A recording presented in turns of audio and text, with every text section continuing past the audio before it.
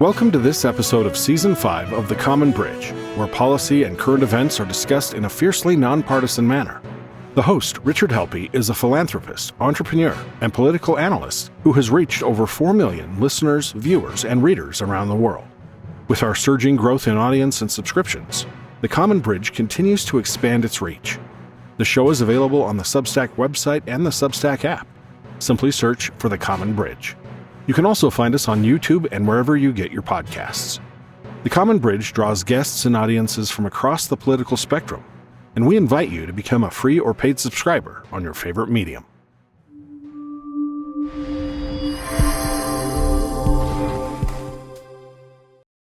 Welcome to The Common Bridge. I'm here with our producer, Brian. We'll clean it up in post. Kruger. He tells that to all the guests, but rarely have to do that. Today might be different, though, because we're going to do a little mailbag.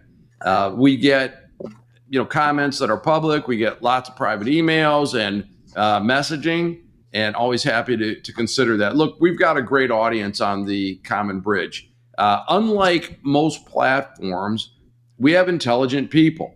Now, people have their perspectives and their biases and that type of thing, but they're at least willing to listen and question. And I find that one of the most interesting parts of doing this.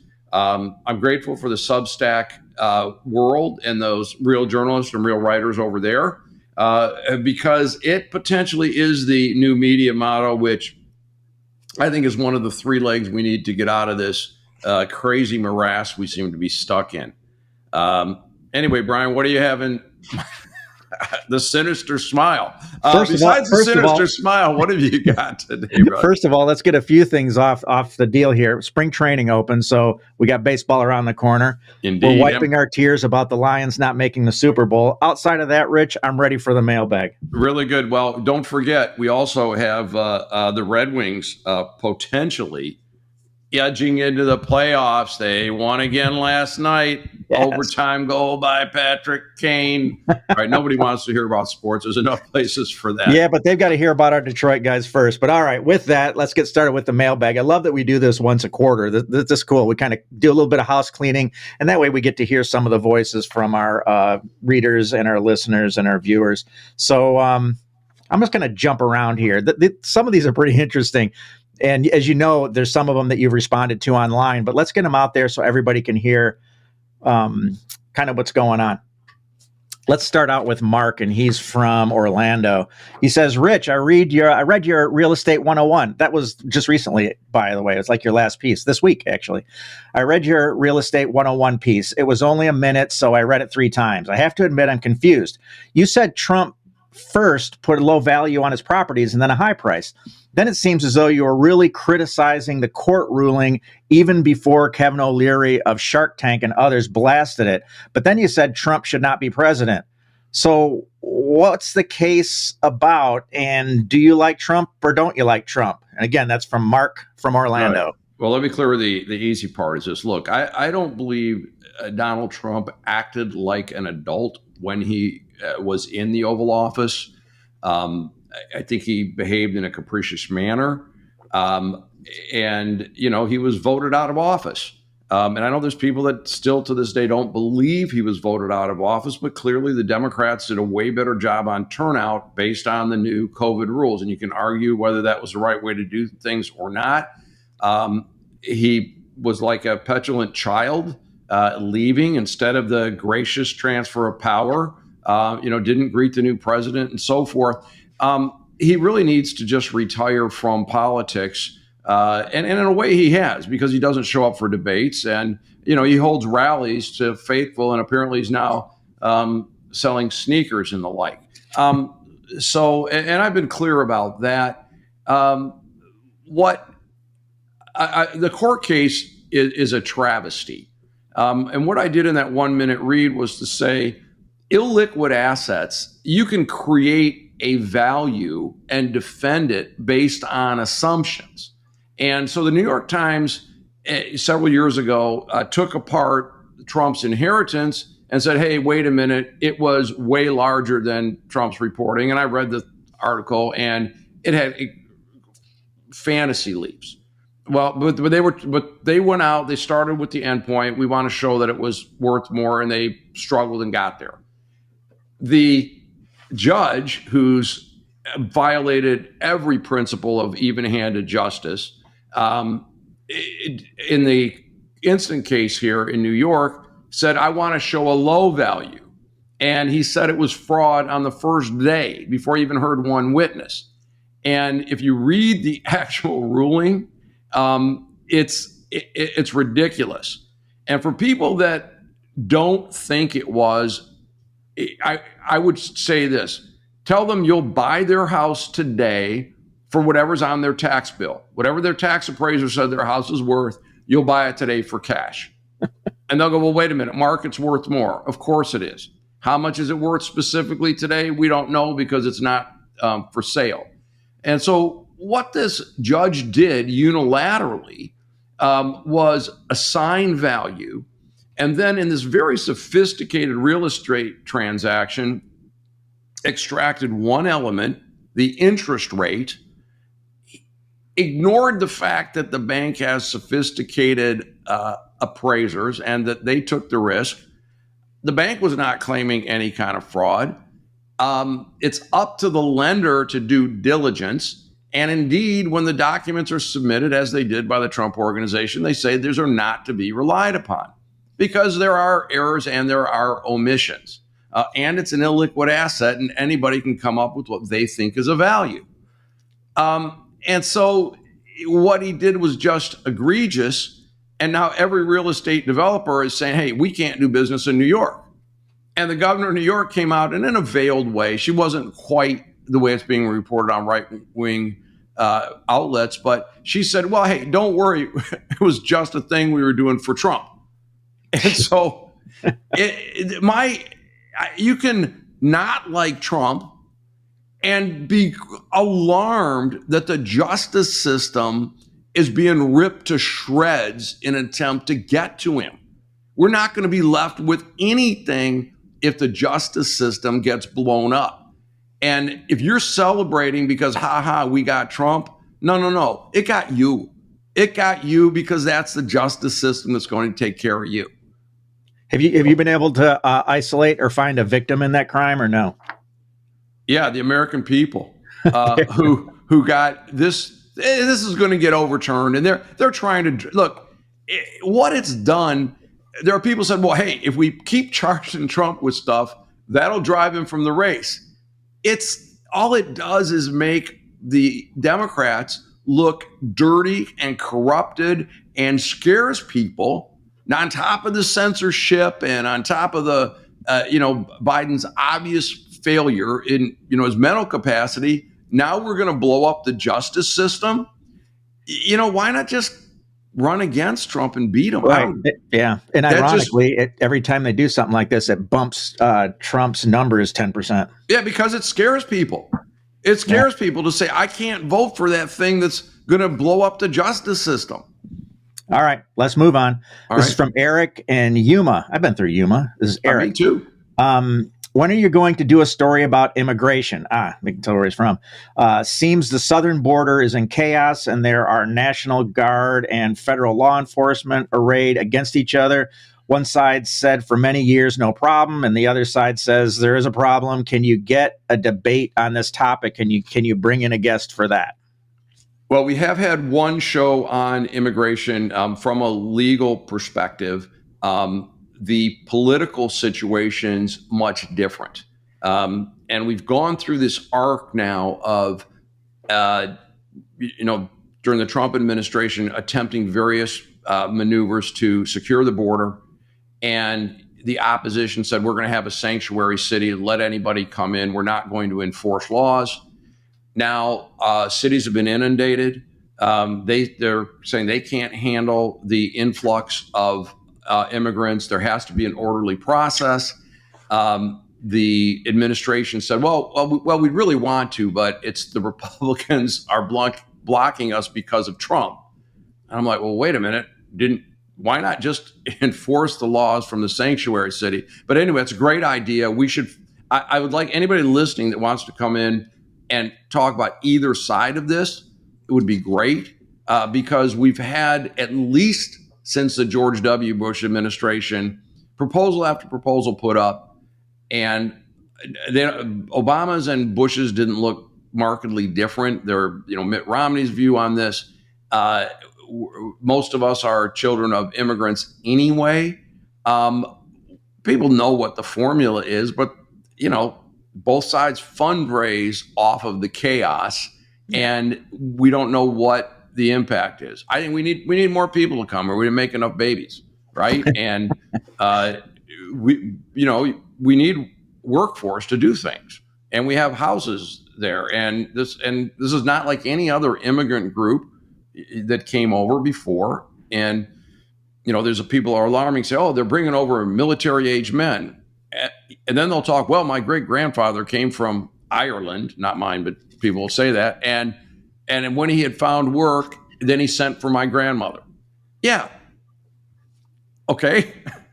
You stay there. I'll go get work. And a couple of years ago, I think this is still true, the number 2 revenue into Mexico was labor, people coming to work in the U.S. and sending it into Mexico, versus the number 1 was oil. So let's deal with reality and make a reasonable plan. I know that wasn't the question, but we need to do a better story on that. Okay. This was sent to the website. This one, you've hit the existing media companies pretty hard.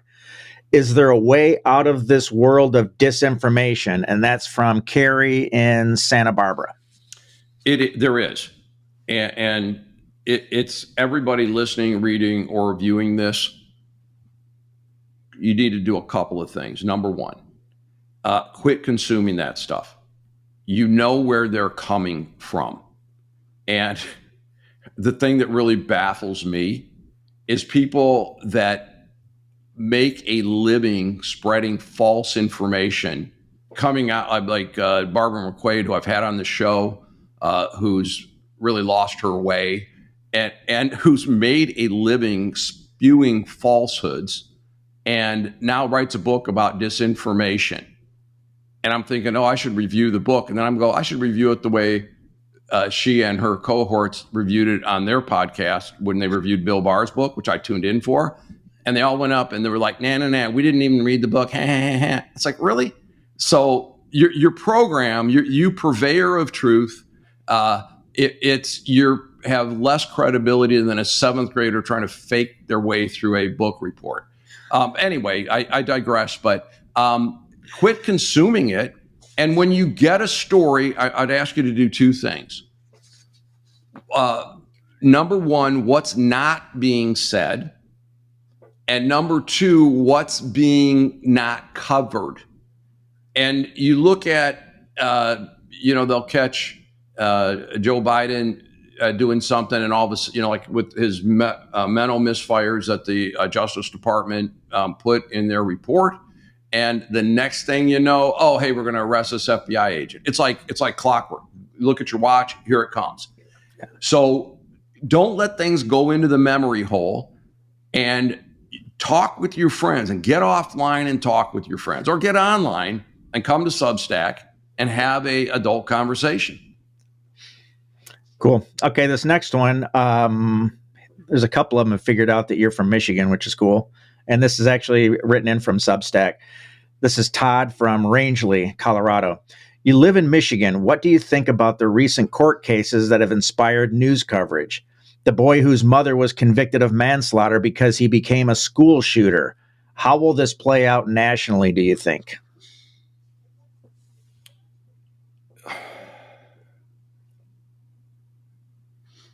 Oh, there's a lot that goes here. So first of all,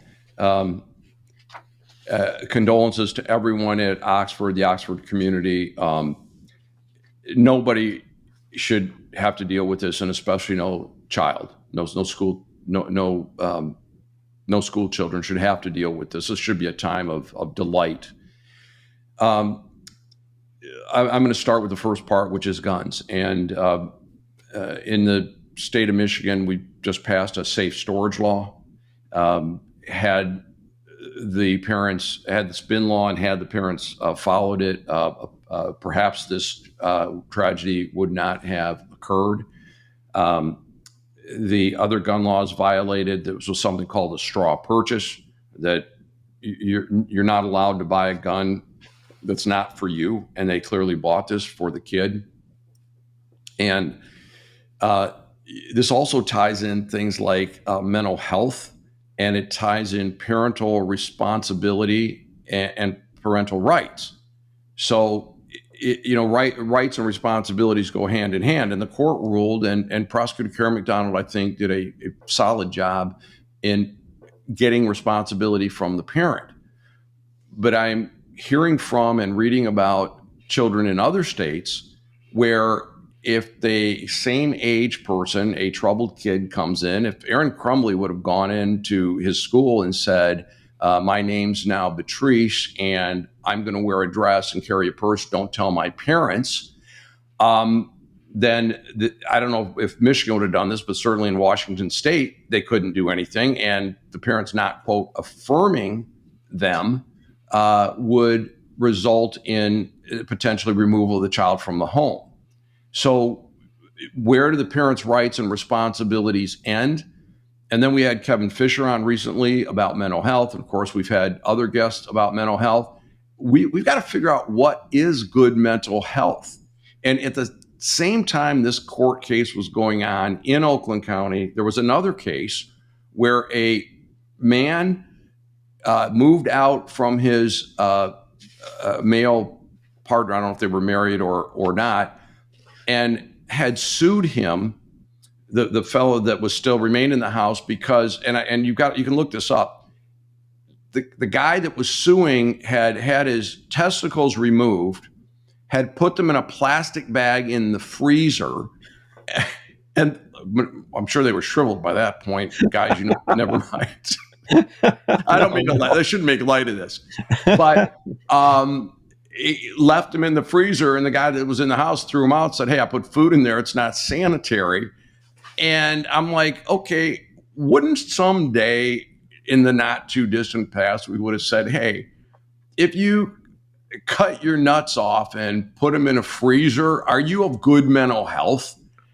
And the judge in this case said, the state of Michigan paid Henry Ford Health System $20,000 to remove the guy's testicles, and he wanted $6,500 in compensation. And the judge said, I don't know how I put the price on, by the way. It doesn't even divide you that well. But the judge said that would be unjust enrichment.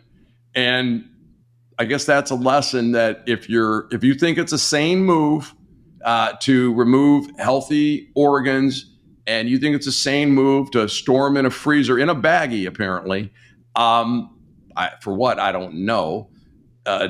Rocky Mountain oysters come to mind, and Jeffrey Dahmer comes to mind, but no. My audience is draining off right now. I better stop. It's we've got, anyway, the whole thing with Crumbley case: parents' rights, parents' responsibilities, guns and safe gun storage, mental health. What does it look like? And look, I grew up in an era where kids were no different. Kids passed through this period of life with different issues, but you had the school system, the juvenile justice system, civic organizations, neighbors, more churches if they had one, and most people did at that point. And it was one objective: can we get behind this child, support this child, so that person becomes a balanced adult?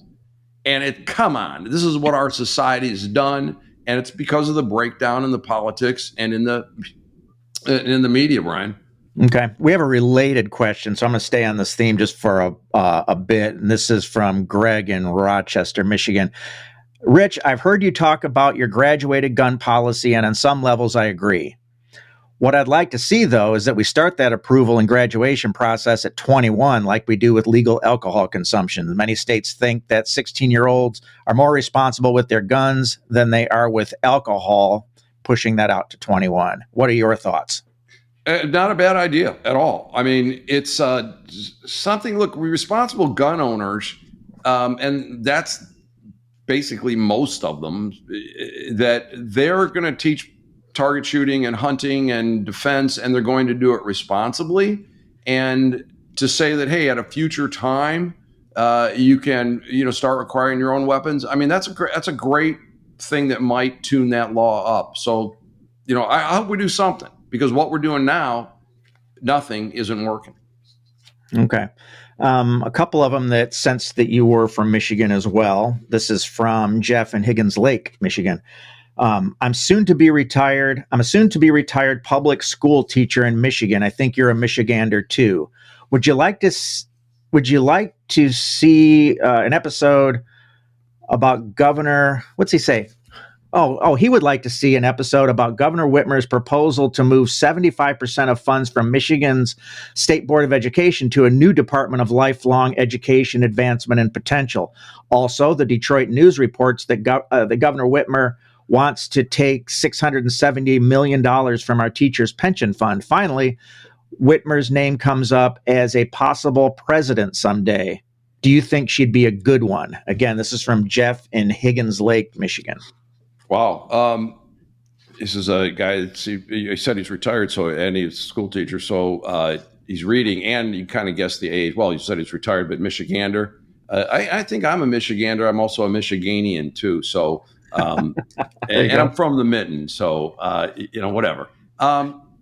So a lot wrapped up in there. So first of all, three elements of this, Brian. One, under Governor Snyder, the pension plan for teachers' retirement and healthcare was carved aside, and I think the number is approaching $700 million. And the idea was, let's not strand the retirees if we have lean times. And in a manufacturing economy, it goes up and it goes down. It's just the way things work. And the governor wanted to tap those funds, send them an IOU, and go spend it on other things, which would potentially put the state in distress. It doesn't appear at the moment like that's going to go through. This new agency, it kind of goes hand in hand with what we've seen this governor do. The Department of Education certainly could have been given the mission for lifelong learning and expanded that charter and accomplished the same ends, but with an opportunity to move from an elected board of education at the state to an agency run by political appointees of the governor. Our governor chose to, the path that could lead to ruling by fiat and by executive order and further politicize what should be a base thing for all citizens. Now, in terms of Governor Whitmer's viability for president, I would like to say this. I think that our governor got off to a great start when she was elected. She basically picked up where Rick Snyder left off. It was a beautiful first State of the State speech, and I think she really meant it. I think she's a good person. And she said, doesn't matter. We're not going to be Republicans, Democrats, independents, and we're going to advance the interests of the state of Michigan. And then during COVID, Donald Trump called her that woman from Michigan. Every news outlet started getting sound bites from her, and she kind of got caught up in the partisanship. She knew she was going on to deliver an anti-Trump soundbite, and I think she's been pulled into that vortex. It manifested, as I've talked before about some of the things she did during COVID, got carried away with the executive orders, didn't follow her own directives, really bad form. I'd like to see which Gretchen Whitmer emerges. Are we going to see that crazy partisan that we've seen, or are we going to get back to the reasonable and balanced Gretchen Whitmer? So, you know where my heart is, and I hope the governor does a great job. I hope she remembers what her job is, and it's not advancing the interests of the Democratic National Committee. It's serving everybody in the state of Michigan. Okay. It's a very Michigan episode we're having here, Brian. Okay. Yeah, it is, right? Okay, this is from Diane in Seymour, Indiana. Rich, love the show. Loved hearing Democratic presidential candidate Dean Phillips twice on the Common Bridge. Do you think he should quit the Democratic Party since they won't support him? And would he be a good no labels candidate? Or do you think he should try to run on the green ticket or the libertarian ticket just to have his name out on every state's ballot? That's from Diane in Seymour, Indiana. Evidently likes Dean Phillips a lot. Yeah, it's kind of like, which way is he going to not get elected to be president? And look, the operative story here is that Mr. Phillips is clearly qualified to be the chief executive of the United States, whether you agree with every one of his policies or not. He's run things. He's been in government. He's been critical of his own party as well as the Republicans. He said we can't let Donald Trump back in the office. He's not. He said Joe Biden's just too old. Time to turn the page. And I think, what, I'd vote for him if the choice was him or a lot of Republicans. But the really interesting part, while 70% of voters still want something other than Trump or Biden, both sides have collapsed on Dean Phillips to try to extinguish his candidacy.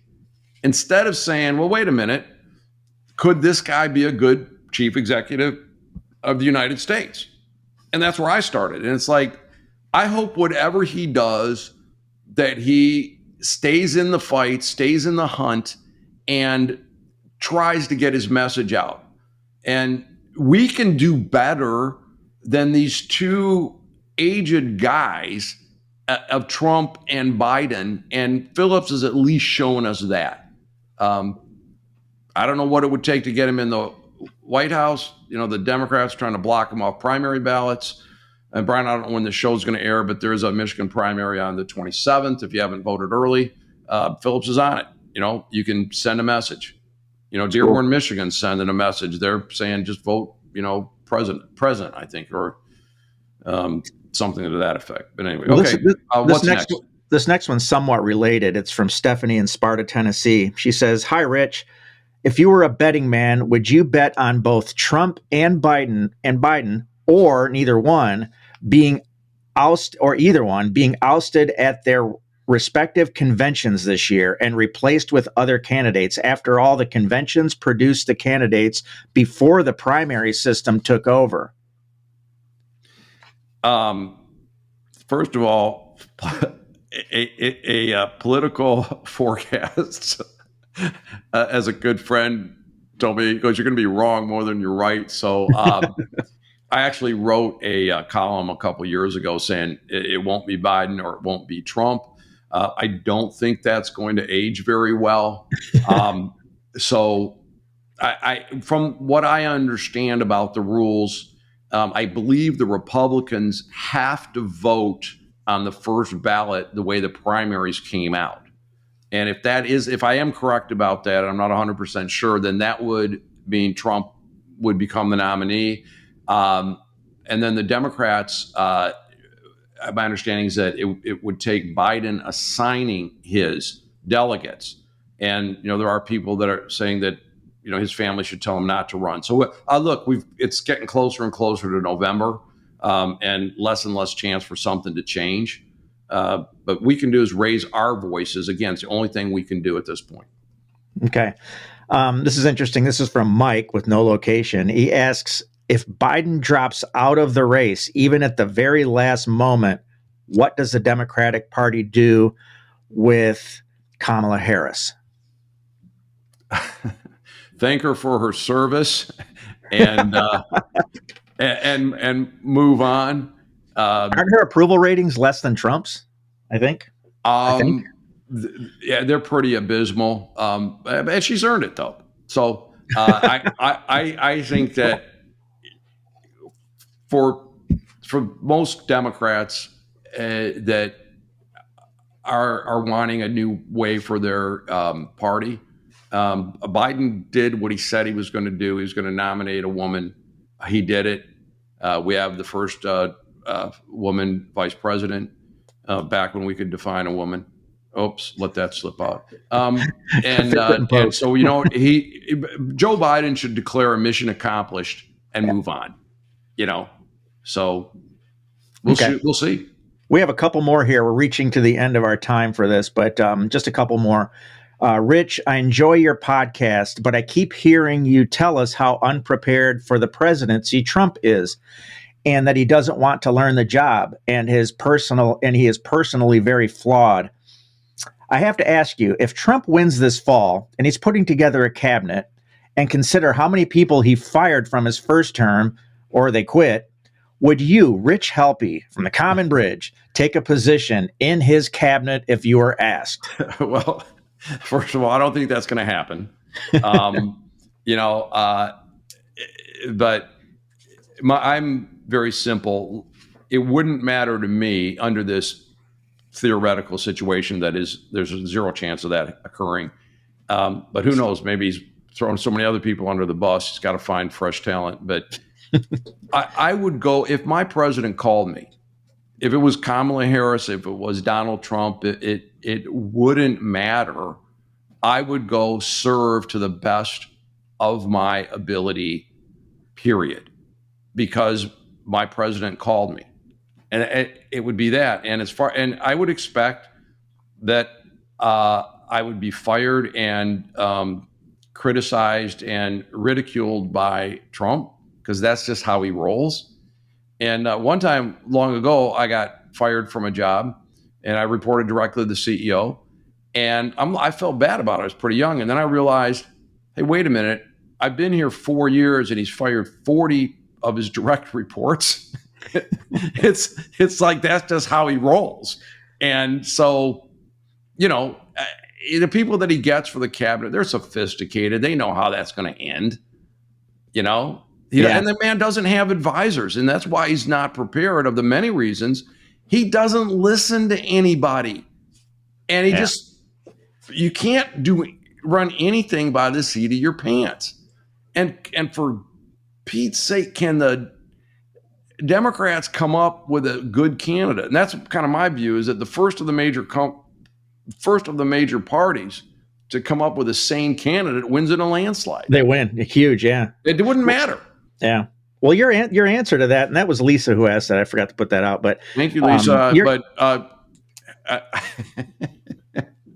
What? Anything else? What else? Your answer is very much like Admiral Stavridis, who it's very military answer. Is say, hey, it's not the guy, it's the country. My country asked me to serve, I'm going to serve, and then try to figure it out past that. So your answer is very straight up, almost like a military answer, which is serve the country first. This is actually thought out. We got one more left after this one. Rich, I recently listened to a thought-provoking podcast where Russell Dobular discussed the justification for Hamas bombing Israel. I respectfully disagree with his position, and it prompted me to reflect on the complexities surrounding this touchy issue. I wasn't clear about how you stood on this. Can you make clear where you and the Common Ground stands on the Israeli situation today? Good. And we frequently get that Common Ground. No, it's the Common Bridge podcast. Yeah, you got that wrong. Yep. Thought it was coffee. First of all, I can't sort out the Middle East. I know many Israelis and many Jewish people. I know many Arabic people and and some Palestinians. And like any other normal citizen not involved with the government, they don't want to see this happening. Okay. None of the actual people that are involved in the fighting think this is a good idea. And even if you look at the Hamas attack, I don't know how many of the fighters you could number, but it's not like it was, okay, the whole area of Gaza mobilized and every able-bodied person went and attacked. It was a very small number.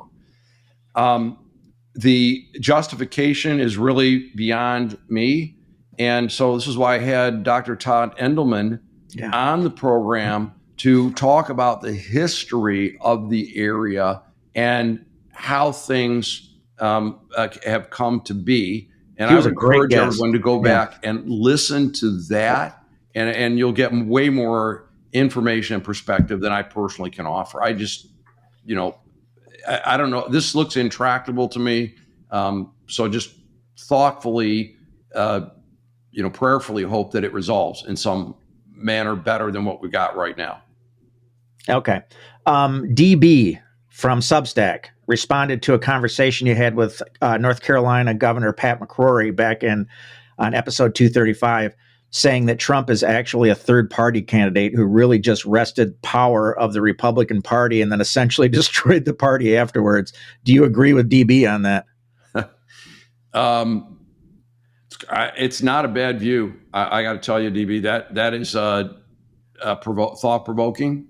And way back in the primaries that led up to 16, I said the only good thing about Trump winning the nomination, which I thought he had no chance of doing, was that it would disrupt the establishment of the Republican Party.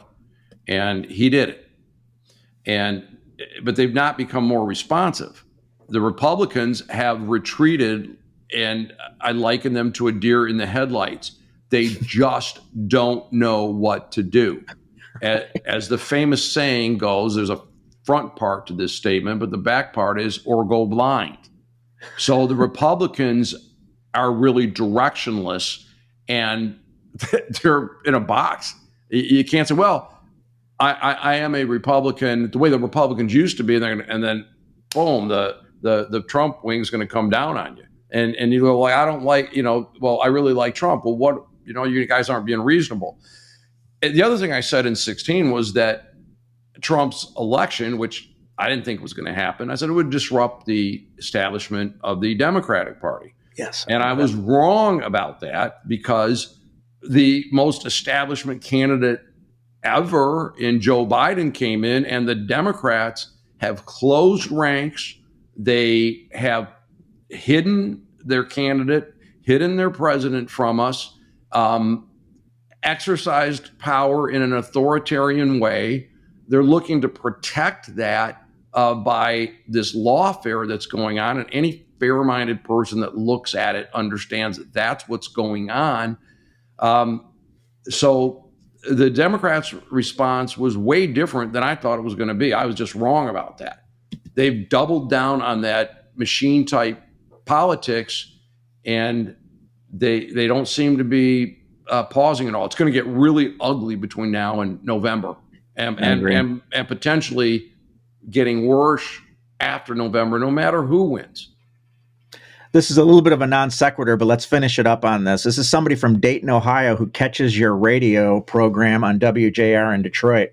He says, Rich, I listened to your program on WJR last month, and I really liked it. And you talked about healthcare, and it should not be a fringe benefit of employment, but rather an expense that each citizen should carry the burden for. I don't agree with this at all. Why do you think we should pay for insurance instead of our employer paying for insurance as a benefit? Well, it's not quite the policy, but first of all, you are paying for it. All right. Make no mistake. You are paying for it. And the patchwork of policies that we have is unfair on multiple levels. And your employer's insurance is really a mirage. It's there unless you get so sick you can't work, and then you lose it. And if you become so old you can't work, exactly the time you need more health care, you lose it. But the private insurance industry is very, very powerful.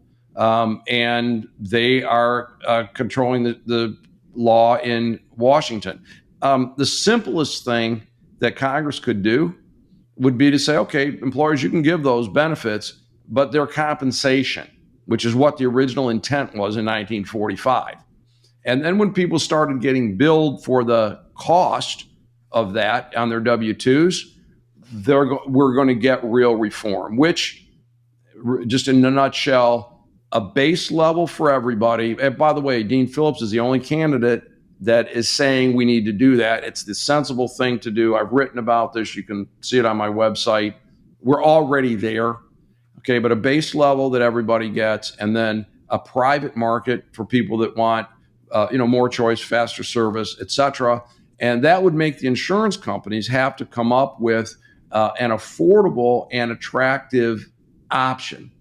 There's a little more to that, but that basic core works rather well in many other Western democracies. So, United States, we're doing it the most stupid way possible. And my proof statement is that had there not been special laws passed during COVID, relying on the payment system as it exists today would have put every health system, or nearly every health system in America, out of business, would have bankrupted them. Wow. So what we have today is stupid. I have a column I've written about healthcare reform. I had lots of people on that. And to that other person, like, maybe Trump calls me, or whoops, I'm presuming Trump gets elected. Maybe the president-elect calls me and says, hey, we need a secretary of HHS. What do you got? There you go. Well, that wraps up our program from the mailbag for this quarter. This was great. Do you think this is going to be a fun year? And do you have anything else you want to say in wrapping up to your listeners, viewers, and readers of The Common Bridge? All right, Brian, first of all, it depends on your definition of fun, okay? And I'm not saying that you, as a professional comedian, one day couldn't find a joke in anything, and I can usually find the funny side of just about anything. I think the only way out of this is that people need to quit buying what they're selling. And I love getting the private messages and people saying, hey, I like the program, and have you thought about this and such? But please tell your friends. Let's get a discussion going. Substack is moving along a little bit, and it's real people talking instead of people flaming each other. It's not a social media platform. It's real journalism being practiced by real journalists. Again, I don't keep myself in that group, but I am trying to do some decent reporting here. And I'm very, very, very grateful to my guests, and I'm very grateful to the listeners and the readers and the viewers. I just appreciate you being there, and love to hear from you. Great. With that, we'll see you, and you can sign off the way you normally sign off if you'd like. Sure. And so thank you, everybody. This is your not host. This is your guest today, Rich Helppie, signing off on The Common Bridge. Thanks for joining us on The Common Bridge. Subscribe to The Common Bridge on Substack.com or use their Substack app, where you can find more interviews, columns, videos, and nonpartisan discussions of the day. Just search for The Common Bridge. You can also find The Common Bridge on Mission Control Radio or your Radio Garden app.